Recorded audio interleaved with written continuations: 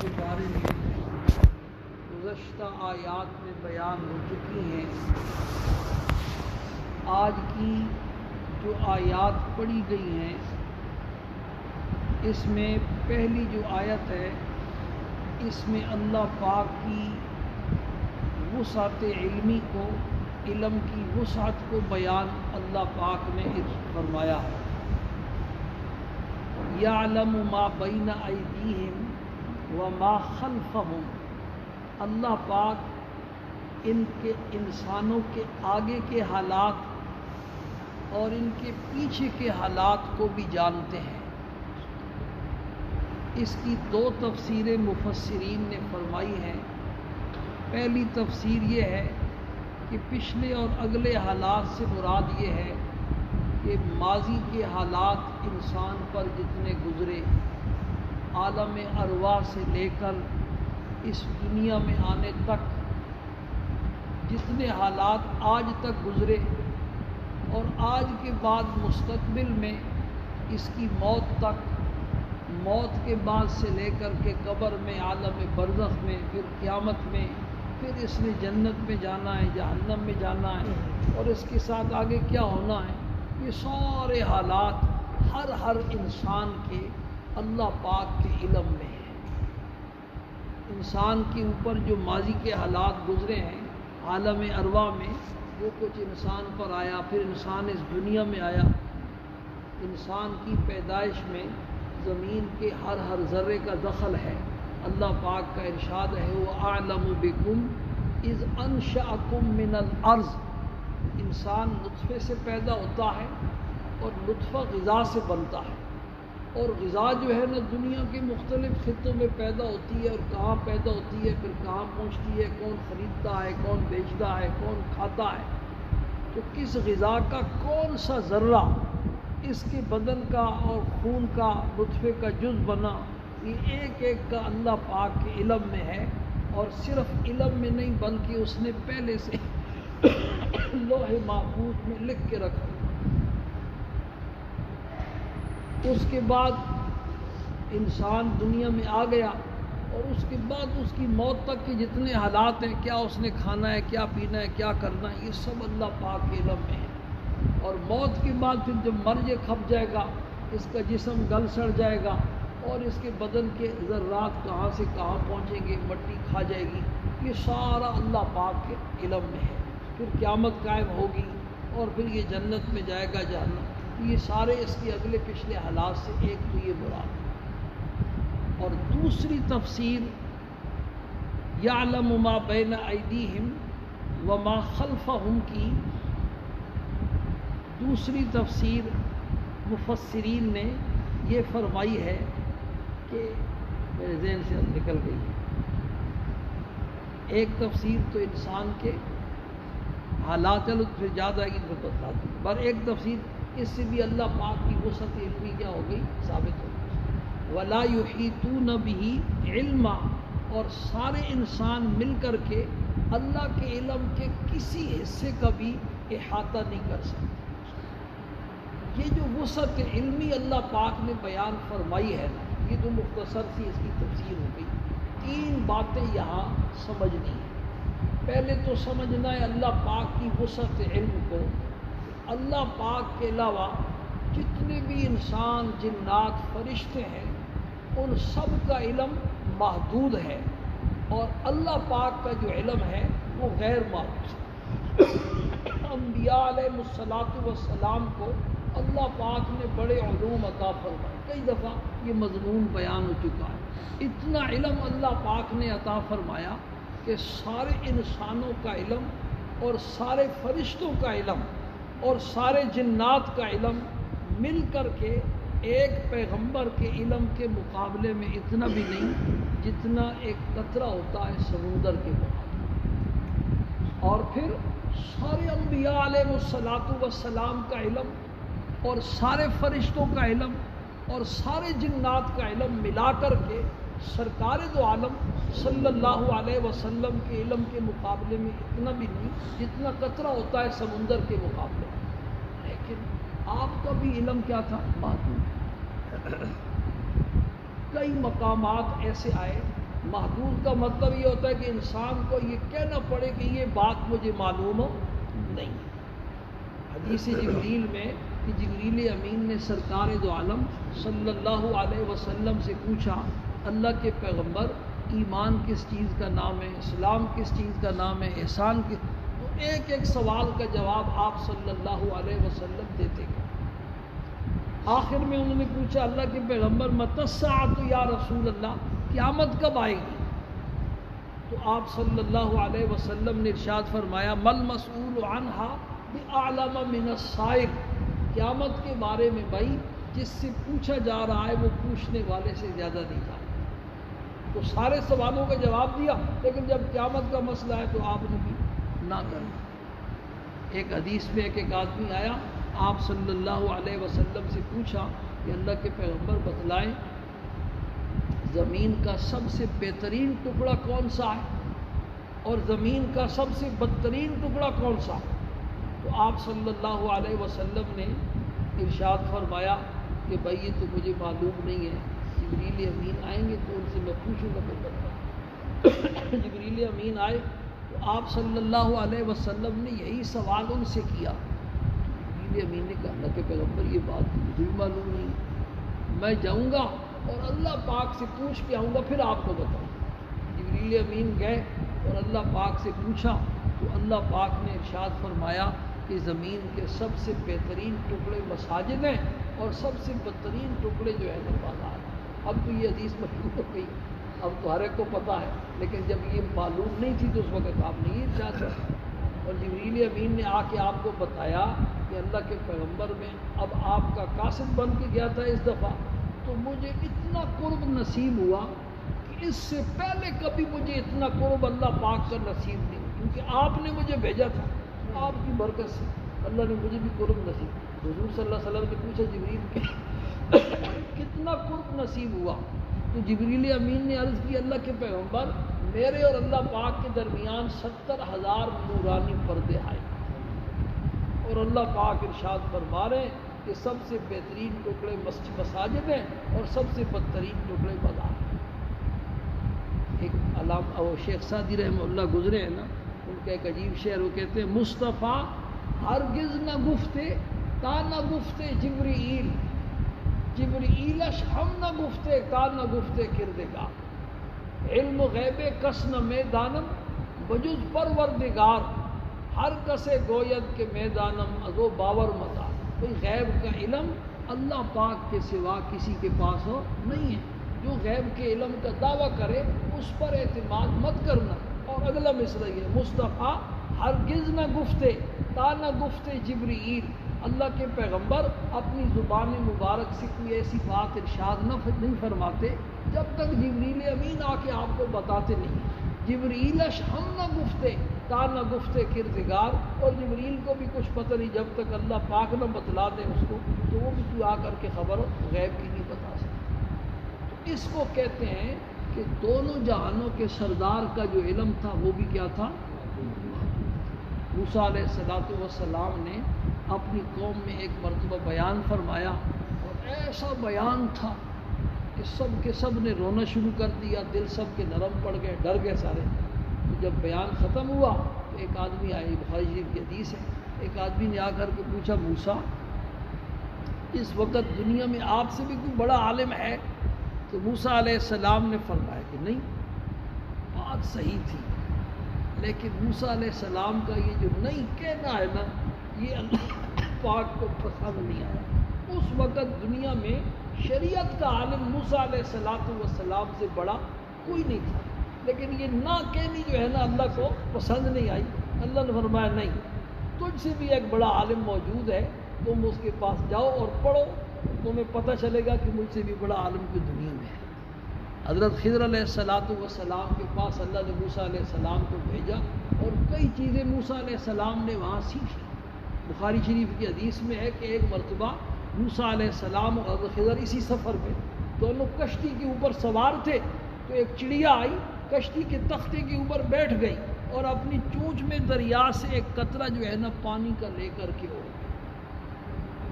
تو حضرت خضر علیہ السلام نے موسیٰ علیہ السلام کو ارشاد فرمایا، موسیٰ میرا علم اور تیرا علم، اور ہم دونوں کے ماں سوا ساری کائنات کا علم اللہ پاک کے علم کے مقابلے میں ایسا ہے جیسے چڑیا کی چونچ والا قطرہ باقی سمندر کے مقابلے میں۔ اللہ پاک وہ دکھانا چاہتا ہے۔ تو بھائی خلاصہ یہ ہے کہ اللہ پاک کے علاوہ ساری کائنات کا علم، انبیاء کا، اولیاء کا، صحابہ کا، تابعین کا، تابعین کا، فرشتوں کا علم اور جنات کا علم، یہ کیا ہے؟ محدود ہے۔ اور سارے کائنات کا علم محدود، اور اللہ کا علم کیا ہے؟ امام بخاری رحمہ اللہ نے ایک عنوان قائم کیا ہے اور اس میں قرآن پاک کی ایک آیت لائے ہے، باب قول اللہ تعالی وما اوتیتم من العلم الا قلیلا۔ یہ باب قائم کر کے عالم کو ادب سکھلانا چاہتے ہیں کہ کبھی اپنے علم کے اوپر فخر نہ کرنا کہ مجھے بہت کچھ آ گیا۔ اور دلیل یہ دی کہ اللہ پاک نے ساری کائنات کے انسانوں کو خطاب کر کے ارشاد فرمایا ہے کہ اے انسانوں، تم سب کو جتنا علم دیا گیا ہے نا وہ بہت ہی تھوڑا ہے۔ تو جب ساری کائنات کے انسانوں کا علم قلیل ہے تو ایک آدمی کے پاس جتنی معلومات اور جتنا علم ہوگا وہ کتنا تھوڑا ہوگا۔ اس لیے کبھی بھی انسان کو اپنے علم کے اوپر کیا کرنا چاہیے؟ فخر اور غرور نہیں کرنا چاہیے۔ اللہ پاک فخر سے بچائے۔ تو بہرحال پہلی بات کا خلاصہ یہ کہ اللہ پاک کا علم کائنات کے ذرے ذرے کو محیط ہے اور اس کی کوئی انتہا نہیں۔ پوری کائنات میں کتنے درخت ہیں، یہ سوسائٹی کے سارے لوگ مل جائیں تو سوسائٹی میں جتنے درخت ہیں پڑھے لکھے سارے مل جائیں تو ان کے پتے گن سکتے ہیں؟ پوری کائنات میں کتنے درخت ہیں، کتنے باغات ہیں، کتنے جنگلات ہیں اور کتنے سبزہ ہیں، کھیتیاں ہیں۔ پوری کائنات کے جتنے درختوں کے جتنے پتے ہیں، ان پتوں میں سے جب بھی کوئی پتا حرکت کرتا ہے اور سوکھ جاتا ہے، گر پڑتا ہے، یہ سارا اللہ پاک کے علم میں ایسے ہوتا ہے جیسے ہمارے ہاتھ کی لکیریں ہمارے سے۔ اور فرمایا کہ یہ صرف ایسا علم میں نہیں ہوتا بلکہ اللہ پاک نے یہ ساری اس کی حرکات و سکنات اور اس کا سوکھ کر کے گر جانا، یہ سب کچھ اللہ پاک نے واقعہ ہونے سے پہلے لوح محفوظ میں لکھ کے رکھا۔ اور یہ کوئی قصہ کہانی نہیں۔ وَمَا تَسْقُطُ مِن وَرَقَةٍ إِلَّا يَعْلَمُهَا، پوری کائنات میں جتنے درخت ہیں ان درختوں کا کوئی پتا جب بھی گرتا ہے تو وہ اللہ پاک کے علم میں ہوتا ہے۔ مفسرین نے کہا یہ گرنا جو ہے نا یہ اس کی موت ہے، پیدا ہونے سے لے کر کے خوش ہو کر کے گرنے تک اس پر جتنے حالات آئے، جتنی مرتبہ اس نے حرکتیں کی اور جتنی مرتبہ وہ گرا، یہ سب اللہ پاک کے قسم علم میں ہے۔ اور الا فی کتاب مبین آیت کے آخر میں ہے، یہ اللہ پاک نے کتاب میں لوح محفوظ میں پہلے سے لکھ کر کے رکھا۔ چلو یہ پتوں والی بات آپ کو سمجھ میں نہیں آتی کہ جو ایک بھیڑ اور دمبا ہوتا ہے، اون والا جانور، یہ گلگت والے سارے بیٹھے کتنے ریوڑے بھی تمہارے، ایک جانور کے جسم پر، ایک دمبے اور بھیڑ کے جسم پر کتنے بال ہیں؟ اگر سارے انسان مل جائیں تو شمار کر سکتے ہیں؟ یہ انسانوں کے بس کی بات، ناممکنات میں سے، کمپیوٹر بھی فیل ہو جائے گا۔ لیکن پوری دنیا میں کتنے جانور ہیں، جنگلوں میں رہنے والے، سمندروں میں رہنے والے، خشکی میں رہنے والے، گھروں میں پالتو جانور، ہر جانور کے جسم پر کتنے بال ہیں؟ یہ اکیلے اللہ پاک کے علم میں ہے، اور ایسا علم ہے جیسے ہمارے سامنے ہاتھ کی لکیر ہے، اور اس میں کوئی مبالغہ نہیں۔ پوری دنیا میں کتنے مسلمان کتنی قربانیاں کرتے ہیں، لاکھوں کروڑوں قربانیاں ہوتی ہیں، اور ان تمام جانوروں کے جسم پر جتنے بال ہیں، ایک ایک بال کے بدلے میں ہر قربانی کرنے والے کو اللہ پاک اس کے اعمال نامے میں ایک نیکی عطا فرماتا ہے۔ تو جانتے نہیں ہے تو ویسی عطا فرماتے ہیں۔ سورہ ملک میں اللہ پاک کا ارشاد ہے، الا یعلم من خلق، جس نے پیدا کیا ہے وہ جانتا نہیں۔ تو پہلی جو چیز اس آیت میں اللہ پاک نے بیان فرمائی وہ اپنی وسعت علمی کو بیان فرمایا، اور دوسری بات یہ سمجھے کہ وسعت علمی کو بیان فرما کر دو چیزیں اللہ پاک ہمیں سمجھانا چاہتے ہیں۔ ایک تو کئی دفعہ پہلے بھی بیان ہو چکا ہے کہ مشرکین مکہ کو یہ قیامت کے قائم ہونے والی بات سمجھ میں نہیں آتی تھی کہ اربا خربا انسان دنیا میں آئے، مر گئے، تھک گئے، ان کی جسموں کے اجزاء مٹی ہو گئے اور کہاں سے کہاں چلے گئے، اور سب کو پھر ایک دم جمع کرنا اور پھر ان میں جان ڈالنا، ان کا پورا جسم بنانا، یہ کیسے ہو سکتا ہے؟ تو اللہ پاک نے قرآن پاک میں جگہ جگہ اپنے علم والی صفت کو بیان فرمایا، اپنی قدرت والی صفت کو بیان فرمایا کہ اس کام کے کرنے کے لیے کتنی چیزوں کی ضرورت ہے؟ دو چیزوں کی ضرورت ہے۔ ایک تو علم کی ضرورت ہے کہ اس ہستی کو یہ معلوم ہو کہ کس انسان کے اجزاء کہاں پہنچے، ہر انسان کے اجزاء کا اس کو کیا ہو پتہ۔ ایک تو علم، اور اللہ پاک کا علم ایسا ہے کہ کائنات کے ذرے ذرے کو محیط ہے، اس کے علم سے کوئی چیز باہر نہیں۔ اور دوسرا اس کے لیے کس کی ضرورت ہے؟ قدرت کی، کہ بس وہ ایسی طاقت والی ہو کہ وہ اشارہ کرے تو سارے اجزاء آپس میں جمع ہو جائیں۔ تو جگہ جگہ اللہ پاک نے اپنی قدرت کو بیان فرمایا۔ یہاں بھی قیامت کا مضمون چل رہا تھا تو اپنی وسعت علم کو اس لیے بیان فرمایا تاکہ قیامت کی بات انسان کو کیا کرے، سمجھ میں آئے کہ اللہ کے لیے یہ کوئی مشکل کام نہیں ہے۔ اور دوسری چیز جو اللہ پاک اصل یہاں سمجھانا چاہتے ہیں وہ یہ کہ قیامت والا دن بھئی یوم الحساب ہے، پوری کائنات کے انسانوں کا حساب و کتاب ہوگا۔ حساب و کتاب کے لیے اس مجرم کی ساری کارروائیاں عدالت کے علم میں، اس وقت دنیا میں سب سے مشکل جو کام ہے نا وہ عدالت میں مجرم کے جرم کو ثابت کرنا ہے۔ تو اللہ پاک نے اپنی وسعت علمی کو بیان فرما کر یہ مضمون سمجھانے کی کوشش کی کہ ہمارے لیے تو ہمارے جرائم کو عدالت میں ثابت کرنا کوئی مشکل نہیں ہوگا۔ ایک تو اللہ کی ذات خود جان رہی ہے، 24 گھنٹے ہر وقت تمہارے ساتھ ہے، جہاں تم موجود ہو وہاں اللہ پاک موجود ہے، دیکھ بھی رہا ہے اور سن بھی رہا ہے، اس کے علم میں ہے تمہاری ساری کارروائیاں۔ اور پھر اس نے کرامن کاتبین فرشتوں کو اور زمین کے ٹکڑوں کو، مکانات کو، ان ساری چیزوں کو، دن اور رات کو اللہ پاک نے کیا بنایا ہوا؟ گواہ بنایا ہوا۔ اور یہ انسان کی جو اعضاء ہیں یہ بھی اس پر قیامت والے دن، تو یہ 4 گواہ بھی موجود ہیں اور اللہ پاک بھی کیا کر رہا ہے؟ جان رہا ہے۔ اس لیے تمہارے جرائم قیامت والے دن چھپ نہیں سکیں گے اور ان کو ثابت۔ حدیث شریف میں آتا ہے کہ سرکار دو عالم صلی اللہ علیہ وسلم صحابہ کی مجلس میں بیٹھے ہوئے تھے، ایک دم جو ہے نا آپ ہنس پڑے۔ صحابہ نے پوچھا اللہ کے پیغمبر آپ ہنسے کیوں؟ کوئی ہنسی کی بات تو نہیں۔